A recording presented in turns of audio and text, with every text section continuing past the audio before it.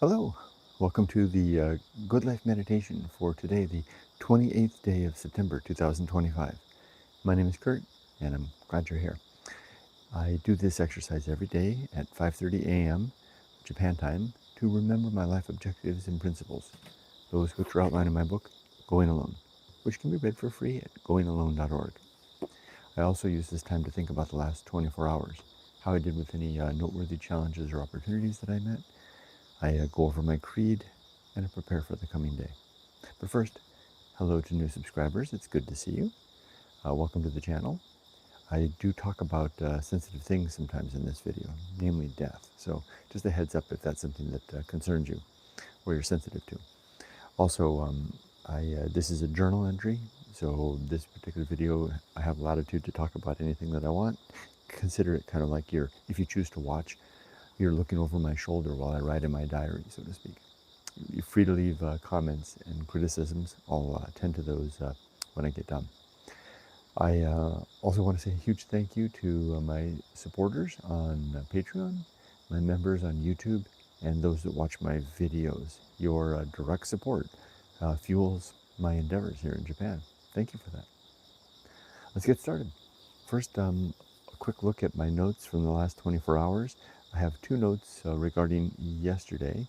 The first one is just simply says no challenge. That simply meant that nothing really happened yesterday that challenged me. Which is interesting because it wasn't usually when I have a no challenge day.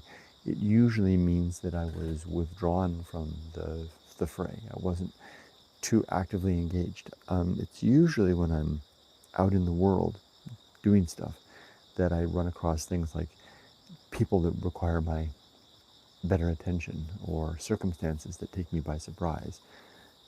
Things not going the way I expected or wanted. This is the fodder or the circumstance from which I have the better opportunity to be the best person that I can. If I have a day that I'm largely at home, then I don't have so many opportunities. That's when I usually see a note like that. But yesterday, maybe I just got lucky, but I was out in the midst of it all day, and I didn't really have too much of a challenge in any way. I had my office hours in the morning from 10 o'clock to 10:30 a.m. Someone did show up. That was really nice. We had a really nice talk. Nothing challenged me there. I went out with my wife to shop to prepare for lunch for my father-in-law. Nothing happened there. After that, Yumiko and I went out and had a nice afternoon together. We went shopping at a thrift store that we like. Then we went out to the Miho Peninsula and had coffee and dessert at a restaurant, at an old house that's been turned into a restaurant/cafe out there, which we did have an opportunity for a bit of a challenge because the place we got there too late, and they were just 30 minutes from closing. So the restaurant operators the employees were a bit rushed. We didn't let that dissuade us. Me less than Yumiko. Yumiko was a little bit, flustered by the fact that they weren't giving the best attention. You know how it is in a restaurant. If anyone's worked in a restaurant before, when customers arrive, 30 minutes before closing time, it sets everything off, right? So, this isn't my wife's journal. This is my journal. I handled that really well. I simply said, well, let's make a quick work of this. We'll order something.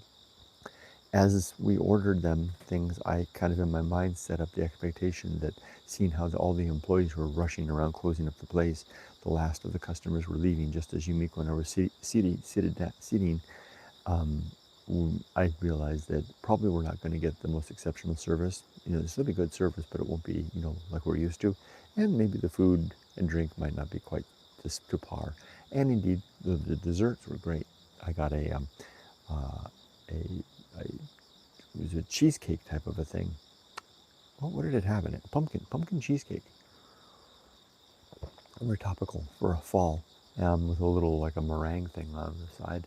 And then I said meringue is like a jelly. That's what it is. And then Yumiko got like a really good ice cream type of a dessert. And that was really good. Those two were great. I mean, but those don't require much work. They're just, one server to slice it out and put it on a plate and bring it over. The coffee, though, on the other hand, was rushed. Yumiko's coffee wasn't very warm. My coffee was okay. No, again, this isn't my wife's vehicle for self-improvement. This is my vehicle for self-improvement. Yumiko wasn't upset. She simply did make note of the fact, to me, she didn't let the staff know at all, that she was a little disappointed by the poor service, because the staff were clearly rushing around. I know that Yumiko was also, at the same time, sympathetic, having worked in a restaurant before herself, as was I. We made quick work of our dessert and coffee, and we were out at, they were closing at 3 o'clock. We were walking up, we walked into the restaurant at 2:30 exactly. We were walking out the door at 2:59. So we squeezed our dessert. We didn't hold the staff up late except for a few dishes that had to be cleaned after we left. But the important thing to note here is that at no point did I have to enlist any of my values. I mean, sure, I was using my values throughout the whole thing unconsciously, right? I mean, it's like if you train to be an arm wrestler, you're strong, and you can handle stuff throughout the day because you're trained to be an arm wrestler, right? I train every day to maintain my balance, to be under control, to recognize my true limits, my true opportunities, to do just one thing at a time and do that thing slowly, deliberately, and carefully. I train so much at it, and I've been doing it for so many years, trying to bring the values codified in my book into my own life, that for the large measure, I don't have to think about it much anymore for the pedestrian day-to-day activities and challenges that I meet. So if that sounds like bragging, then so be it. This is my personal journal. I can compliment myself, give myself a pat on the back when I do well. I will also, if you watch enough of these, be just as apt and eager to criticize myself when I fall flat on my face, which I do quite often. So yesterday, the fact that I said no challenge is not really true. I had plenty of little challenges. You already noted in some of these things. Plenty of little challenges. Simply, I took them in my stride. I didn't have to really think about them. And I guess that's the real measure of a successful creed, or a successful implementation of one's creed. It doesn't speak to the what would the word be?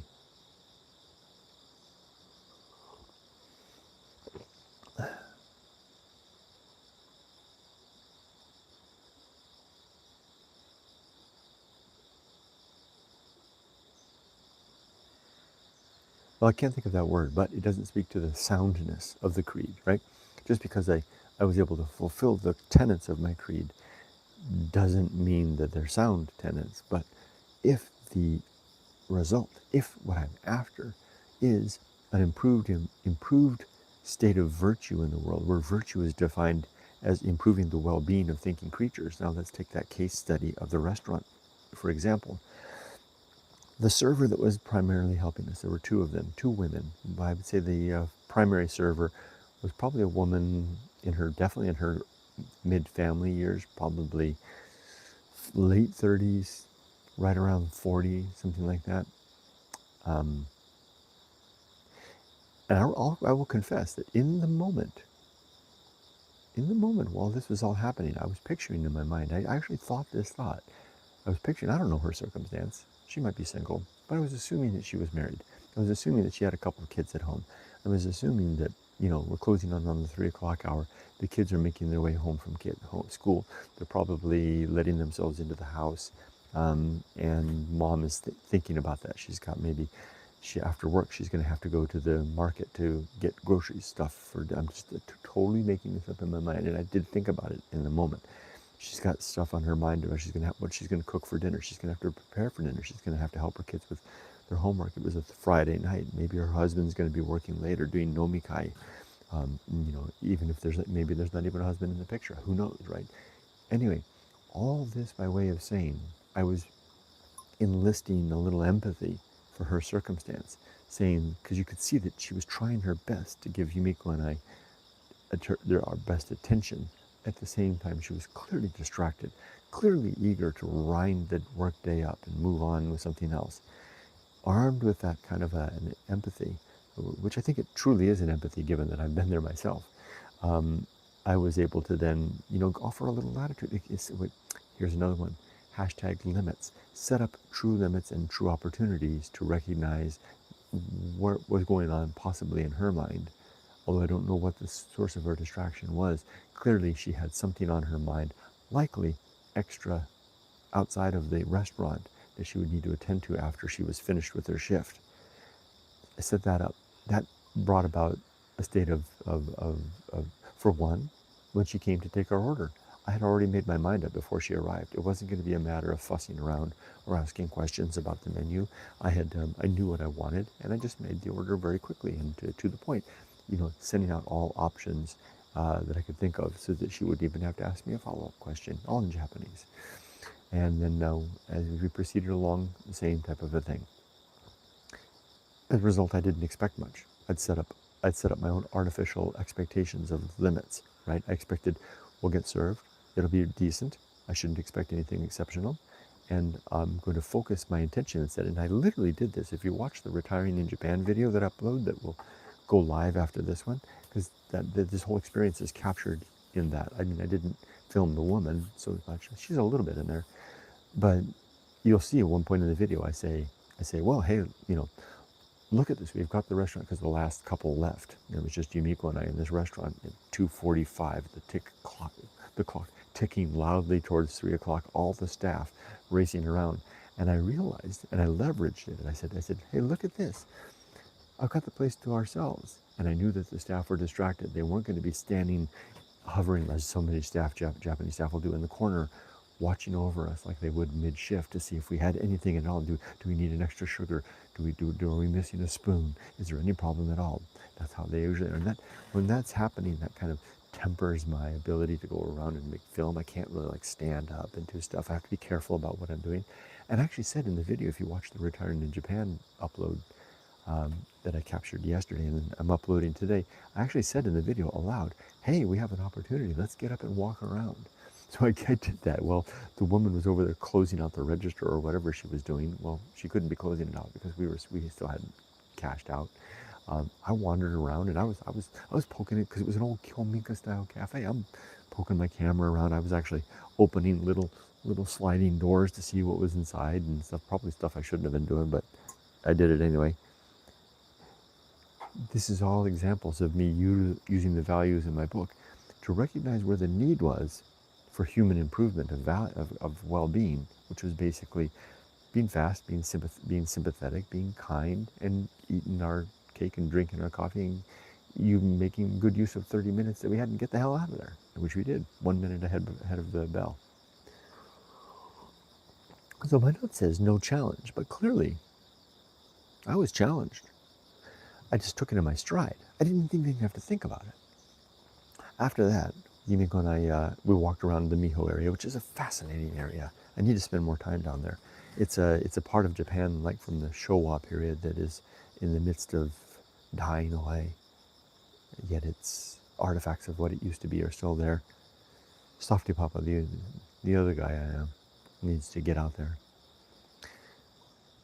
Another part of me, another challenge was we went to the, after that we went to the Miho no Matsubara, which is a very famous Mount Fuji viewing spot here in Shizuoka. I would rank it probably, no kidding, in the top 5, if not the top 3, maybe the number 1 place in Japan, which there isn't a lot of places in Japan, but the best place to view Mount Fuji.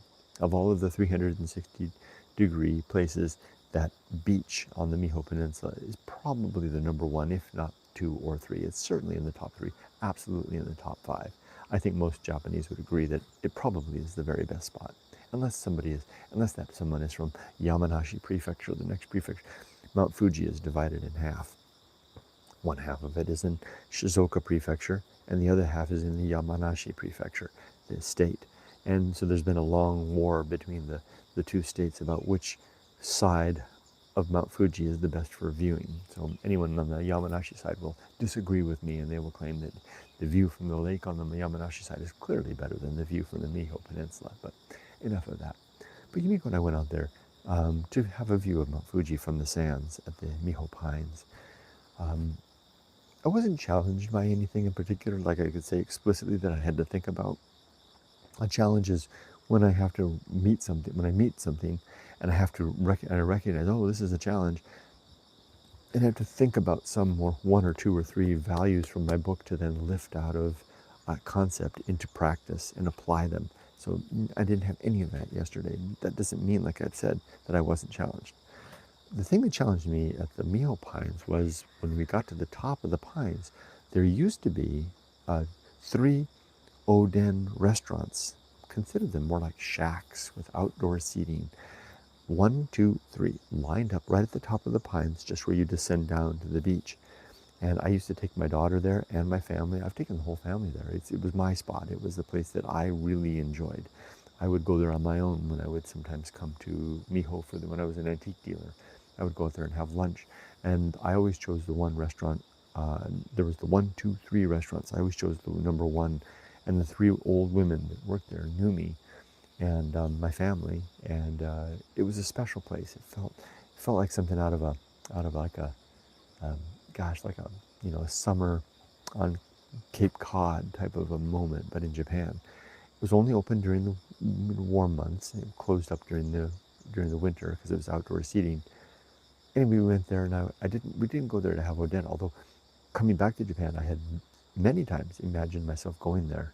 And since we've come back, I've several times suggested to my family that we have lunch there, but it just didn't happen.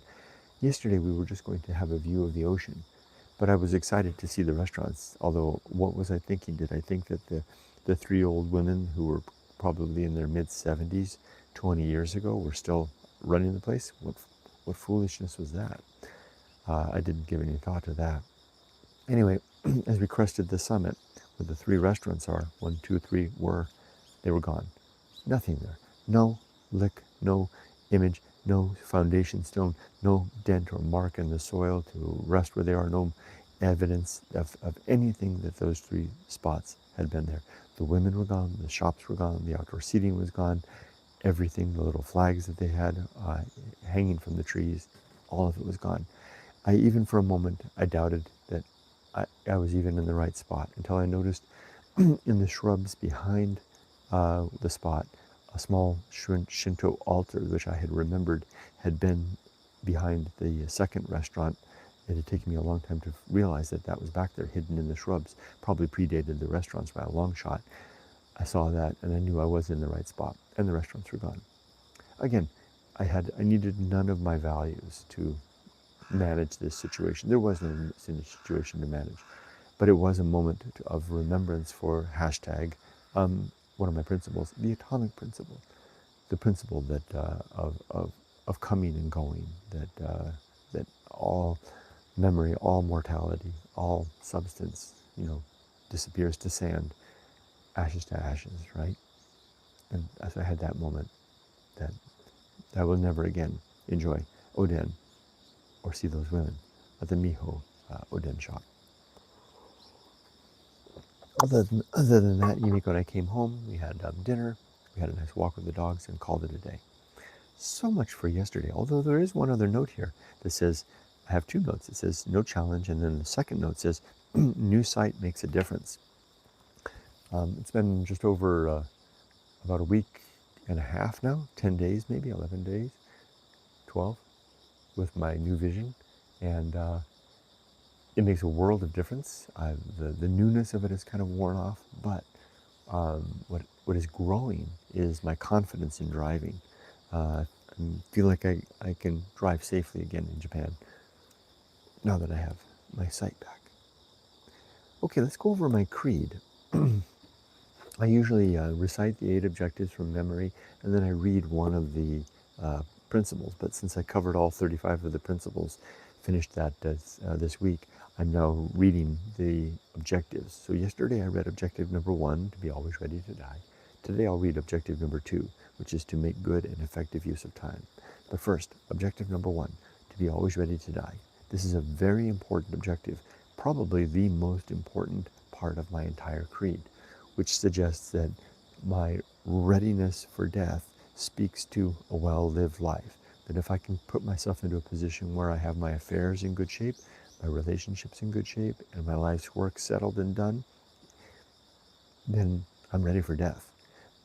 There's really nothing yet left to do but to enjoy whatever days remain, continuing to seek after the improvement of the well-being of thinking creatures, pursuing virtue, but nevertheless having my main body of work in a ready state. Such a state can be achieved, if not in fact, in principle, by, at a younger age, if our life's work isn't done, by keeping our life's work, our affairs, as close to as in order as possible, like Herman Melville's Billy Budd Sailor, which was a manuscript in his desk, unfinished manuscript in his desk. The papers were in good order. It took a while for his family to figure it out, that he had one last book left unpublished. But when they did, Billy Budd Sailor, perhaps Melville's greatest work, even greater than Moby Dick, came to light. Simply because of the fact that he hadn't, not because he had completed the work, but simply because it was in good order. Number 2, that's where I'll read.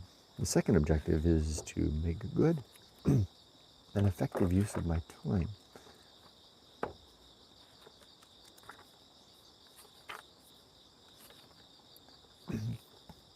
Okay, whoa, hold on. There's my bookmark. Okay, so to make this objective number 2 is on page 248 of the hardbound edition. It's in the electronic edition too, if you go to goingalone.org. Objective number 2, to make good and effective use of time and resources. To make good use of the few moments right now and to dwell very little on past utilization, excuse me, other than to use such memory to inform my judgment. Let me start over. Take a last swig. These little flies keep landing in my coffee. To fish them out so they don't drown. Get this one out, and then I'm going to drink the whole thing to save any future flies drowning.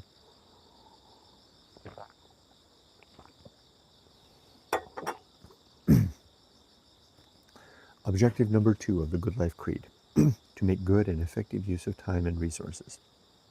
To make good use of these few moments right now and to dwell very little on past utilization, other than to use such memory to inform my judgment in the direction of improved forward progress. To also make good use of whatever resources are at my disposal, not just for increase, but to spend, share, give, or apply these resources well, and in ways which are in accord with my life objectives and principles. An especially good use of time are self-sustaining interests, namely, occupations of mind and time which are ends in themselves. Listening to the sound of rain is an example, as is reading a good poem. Walking the dog is another. So too, tucking myself into bed. Activities which are more difficult to remember tomorrow, yet which are very easy to live today. Below are examples of some of the things I would like to be caught doing when death comes at last to utterly snuff out my light. And what follows is literally a list of the things that I would love to be doing when death comes. Breathing slow and measured breaths. Controlling my emotions. Thinking and acting deliberately. Remembering and acting upon my responsibilities. Eating well and very little. Helping others. Being attentive to my family. Providing good value to my employer. Learning something startlingly new. Reading an excellent book. Startling is important because that means I've hit hard and deep to some seemingly edifying foundation of my worldview. That's why it's important to have learned something startlingly new. Reading an excellent book. Memorizing poetry which moves me. Listening to a good lecture, discussion, or debate. Challenging what I believe. Challenging my mind for good reason. Admitting that I was wrong. Apologizing when necessary. Becoming uncomfortable. Withstanding discomfort. suffering well and longer than I thought I could. Standing, walking, swimming, or simply moving. Here's one I really like. Evelyn, if you're out there, you'll like this one. Making a pet happy. Picking up litter. Accurately recounting the idea of another. That's a really important one, because if I can do that, that means that I'm a good listener and I'm a good understander of the opinions and the ideas and perspectives of others. A great skill to have. Sleeping deeply. Discovering I am wrong. Remembering death. And the best use of time at all, and possibly the hardest, just being present and aware. My third objective is to make good and effective, is to develop and maintain good and sound life principles. Number 4 is to cultivate good emotional reactions. 5 is to perform good actions relative to my values. 6 is to recognize my true limits and true opportunities. 7 is to do just one thing at a time and do that thing slowly, deliberately, and carefully. And number 8 is to keep my balance. All right, as for today, it's a Saturday, so I have no plans other than to enjoy the Saturday. It's a weekend. Following after my friend Tim, who might be in comments right now, Tim's observation that even though he's retired, he distinguishes weekdays from weekends for the very purpose of disambiguating the weekend from the week, giving it its own feel and sensibility, also its own sense of potential, also maybe as a way of providing a loose form of timekeeping. Will you look at the dragonflies? Can you see them? There's so many in the air right now. I don't know if they're coming through. If I zoom, there. I love this. As the sun comes up. Oh, there's a hornet right there. Right there. If I just kept the thing going a little longer, there was a Japanese giant hornet right here just a second ago. I just turned the camera too soon. Can you see the dragonflies?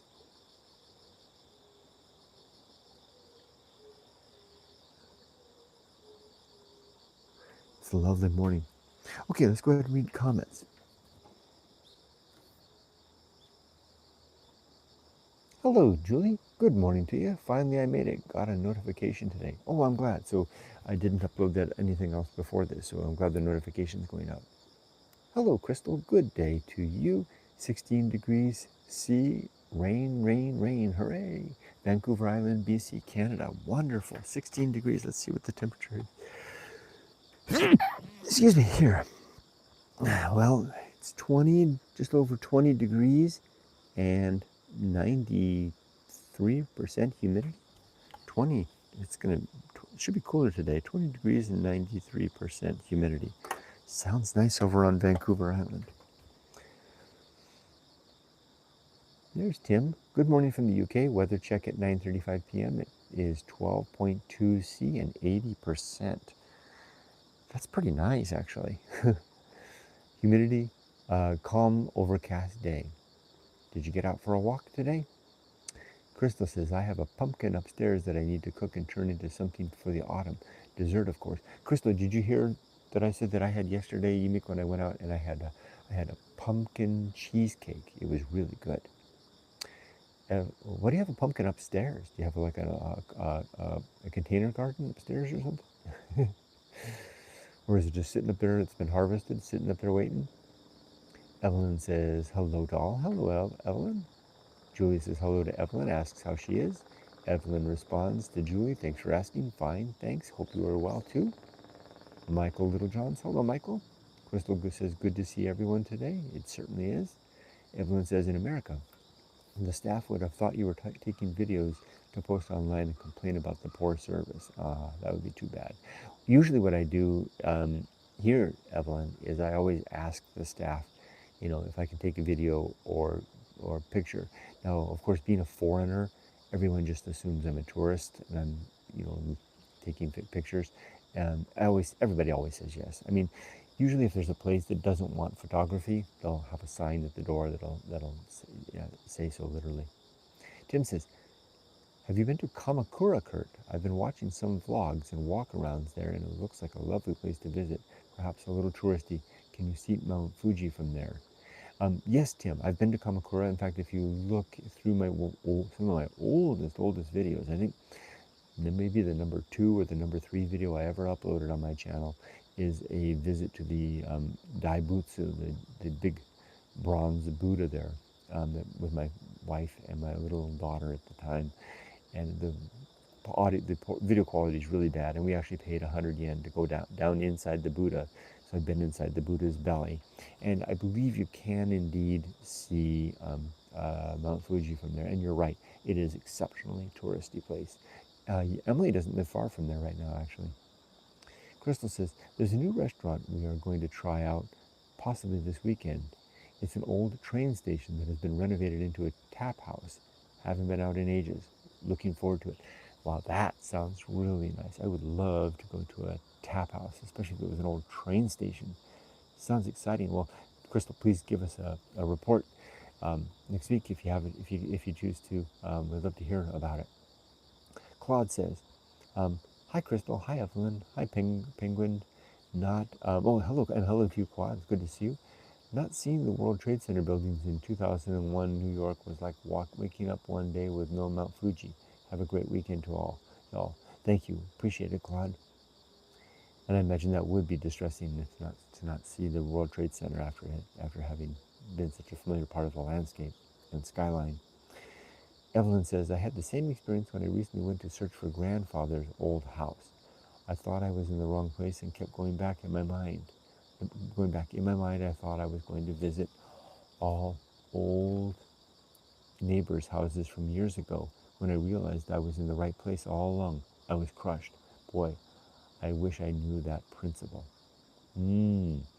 Well, it's a sober principle that a lot of people give me pushback on, because it's the one where I remember that death is absolute, that not even our genes survive. 7 generations, you can have children, but if you think that that's going to give anything of yourself into the future for very long, it's not true. About 7 generations, and your descendants are as different as you, to you as strangers.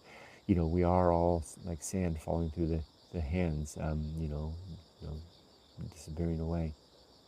And so, I understand totally what you mean, Evelyn. And I'm sorry that your grandfather's house wasn't there. How interesting that you're in. I didn't realize you were in your family's, legacy location right now. Interesting. Crystal says, there are a lot of old trees in my neighborhood. I started taking photos of them because who knows when they will be taken down, preserving the good part of my past. What a lovely project. Crystal says, beautiful dragonflies. Aren't they nice? They're called aka tambo, red tambo, the biggest dragonflies in Japan. And because we have the river behind our house here, they're abundant because they emerge from the river, of course, and then they fly around. They come and they go. Robert says, hello, Robert. Robert says hello to absolutely everybody. Isn't that nice? You can actually keep track of everybody that's here, Robert. Thank you. And Robert chimes in at 74 degrees Fahrenheit and 60% humidity and an air quality of 22 in Napanee, Ontario, Canada. Sounds like a pretty nice day. Julie says, I like to use the weekends to refresh my weekly routine by doing things totally differently. There we go, chiming in with another retirement pro tip on how to handle the weekends different from the weekdays. Tim says hi to Robert. Evelyn says hi to Robert. Crystal says, I bought a pie pumpkin for $2. Do you mean a pumpkin? Pie pumpkin. I don't know. For $2 from the grocery store. So I have to cut it up and cook it. I think you meant pumpkin. Cook it and then turn it into puree. Canned pumpkin puree is about $7, so it makes more sense. So does cheesecake. Nice. That's a good value too. Crystal says pie pumpkin. Yeah, you're correcting it. It's called a sugar pumpkin, I think. Just a little guy, like half of Rudy's size. Oh, how cute. So it's not the big orange type, huh? Tim says, no walking today, Kurt. Resting the feet, LOL, as I was trying to break in new walking boots. Worked out my old boots, covered just over 8,000 miles in 2 years. My first pair of retirement boots. Oh, nice. I'm wearing out my first pair of retirement shoes. I got some walking shoes in a hiking store in Idlewild on the Pacific Crest Trail in California just before I moved here. And I've worn them out, and it's time for me to find something else here as well. So I know that feeling. And good to rest in your feet after trying to wear in the new boots. Good morning, Sarah. Good to see you. Tim says, I know autumn is coming now and the colder nights as the spiders are coming into the house now. Oh yeah, they are here too. Usually the large male is looking for a female. They're coming inside now too, and they're big spiders. And Robert says, hi to Sarah. That's the last comment. I'll read any more if any more come through. But I want to share with you all one interesting thing that happened yesterday that I forgot to mention that's going to lend some interesting character to our little home here. Before I left to go back to America in 2014, I was an antique dealer, as many of you know. I had a large inventory, a little warehouse full of antiques, large, small, in between. Two of the biggest and most important antiques I had were a pair of authentic Japanese Shinto shrine fox statues, about this big each. Literally, the fox statues that would have been on the front of a Shinto shrine. I got them by way of an antique auction in Shimizu that I used to attend. And the etymology, I don't know if that's the right word, the history of them is they came from a shrine that was damaged. So the shrine was like destroyed and rebuilt completely. And somehow the fox statues wound up on the antique market, came through a couple of vendors and wound up in my hands. And I never sold them. I never even listed them. I never even tried. I didn't know what I was going to do with them. I thought I would just keep them. Someday I would have a house and use them for myself. Anyway, when I went back to America, I offered them up for free. And a neighbor, a friend of mine, an American, a Canadian actually, lives across the valley here, took them. Anyway, he's been holding on to them all this time, and it turns out there's no room for them. Nothing could ever find good use for them, and reached out to me yesterday asking if I would be interested in having them back. You betcha. So I'm going to go pick those up on Tuesday, and I'm going to add them to, because we have this house here, and then we have this bamboo forest behind us, and the trail, and this giant plot of land back there that's mostly wild. That's where all the hornets are coming from. And then the river. And it's just huge, it's like an empty blank tableau, empty space for, something. So I'm going to take these authentic Shinto shrine fox statues and add them out there as like maybe I'll put them right here at the entrance to there's the trail that goes into the woods. Wouldn't that be neat? And let's see, and then Tim says, I'm going to go ahead and read back out. A couple more comments came through. Tim says, I know autumn is coming now, and the colder nights and the spiders are coming. Oh yeah, we read that one already. And Robert says hi to Sarah. PF, hi PF. Softy P, Shinto foxes are wonderful, especially since that's my last name. Oh really? I think I know you. Mr. Fox. So didn't you used to comment back in the old days, in my softypapa 1.0 days, by a different name? But Fox was in your name. I think I know what your first name is too, but I won't say it here just in case you're being anonymous. But I think I know who you are. I think don't we go way back? Robert says hi to PF. Sarah says, I agree. Love the Shinto foxes. How incredible they came back to you. Isn't it amazing? I mean, that's the kind of thing, never, ever, ever, ever would anyone legitimately have a chance to own authentic Shinto shrine foxes. It's just not a thing that happens. And I thought when I got rid of them that I would never see them again. And now they're coming back Tuesday, I'll go get them. We had a great idea with the foxes. Yeah, thank you, Julie. What are they made of? They're stone. They're stone foxes, Sarah. The authentic chiseled stone, and they're weathered. And the head fell off the one. When I got it, I had to epoxy the head back on. They're the real deal, and they're not like new. They're like very, very old. Yeah, and Crystal likes the fox idea too. So I'm thinking about putting them like at the entrance to because usually they're the guardians of the entrance of sacred space. So I was thinking maybe put them at the entrance to the bamboo forest, right, to lead to the sacred space of the riverfront garden. The only limiting factor would be my wife and her sense of propriety and the use of such things. I already cleared it with her yesterday that they're coming back. PF says, hi everyone, yes, great idea for the fellow foxes to patrol your property. Julie says, did you research what foxes mean in Japan? Yeah, I know all about them. So foxes are the messengers of these particular foxes are the messengers of the Shinto deity Inari. Inari is the god, the Shinto god of the harvest, and a few other things. If you, in Japan, if you see the torii shrine gates, you know, the very classic Japanese thing, you can see there's concrete ones and there's wooden ones. If they're red, then those are shrine gates that are at the gate of a Inari Shinto shrine. You'll also find, look, if you see those red gates, look for the fox statues, because the Shinto foxes are the guardians or the messenger of the Inari deity. Now the foxes can gain tails as they increase wisdom. They can have up from 1 to 9 tails.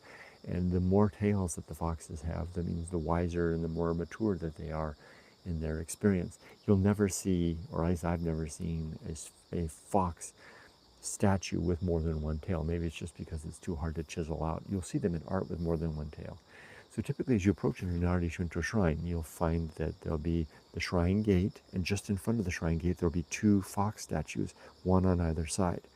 One of them will have its mouth open, the other one will have its mouth closed, symbolic of they're uttering the sounds, that those sounds, I think it's and or something like that. One sound represents birth, the other sound represents death. So they're basically symbolizing the cyclic nature of life and death in the way that their mouths are open and closed. And the statues that I'm bringing back to the house are indeed one's mouth is open, one is closed. Sometimes you'll see them with a little ball in the mouth. So yeah, I know all about them because I used to be an antique dealer. And I used to sell little tiny statues that I would get, but I never got the big ones until I got these. And then now they went away, and now they're coming back. And PF says, yes, that's me. Oh, see, I remember you. I remember, and you are. I do know your name, Patrick. I said it, damn it. I was going to say, P, you and I will keep it amongst ourselves, but I just said it. I'm sorry if I gave away your name. Jeez. I sent one signal, the brain sent one signal to the mouth and something else came out. Tim says, the foxes will look great in the garden. Hopefully we will ward off the snakes. Yeah, I hope so. Sarah says, wow, they're very special. I see them pop up in Japanese antique sellers, but very rarely. Yeah, they're really rare.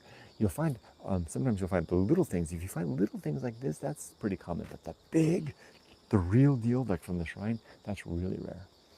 Crystal, I only know of the 9-tailed fox from the animes Naruto and Pokemon. Ah. PF says, 0 tails on me, but trying so hard. Take care, Softy P, and everyone. You too. Julie says, wow, thanks for the fantastic info. My pleasure. PF, okay, so you don't mind that I actually said your name. Sorry, but I do remember you from the old days. Thank you for being a friend of the channel for so long, Mr. Fox. All right, everybody. Well, I'll sign off for now, and then it's time for me to go radio exercise, and then it's flea market day, so we're going to go to the flea market and maybe get some more goodies for the house. PF says, Daijobu, softypapa-san. Thank you. I'm glad. Thank you for being so kind with regard to my trespass of your privacy. Wish you all the best. Tim says, did you see what was rustling in the bamboo forest the other day when you were on balcony? I didn't. I don't know what it was. Probably a tanuki, maybe. I think there are boar back there, though, but I think it would be hard for a boar to get there. Good day, everyone. Good day, Crystal. Be safe, but not too safe, everybody. Bye-bye. Have a fun day. Have a fun day, Evelyn, over there. Maybe go have an espresso for all of us. Take care. Bye. Oh, and Crystal, that tap room. Have a good pint for us. Bye-bye.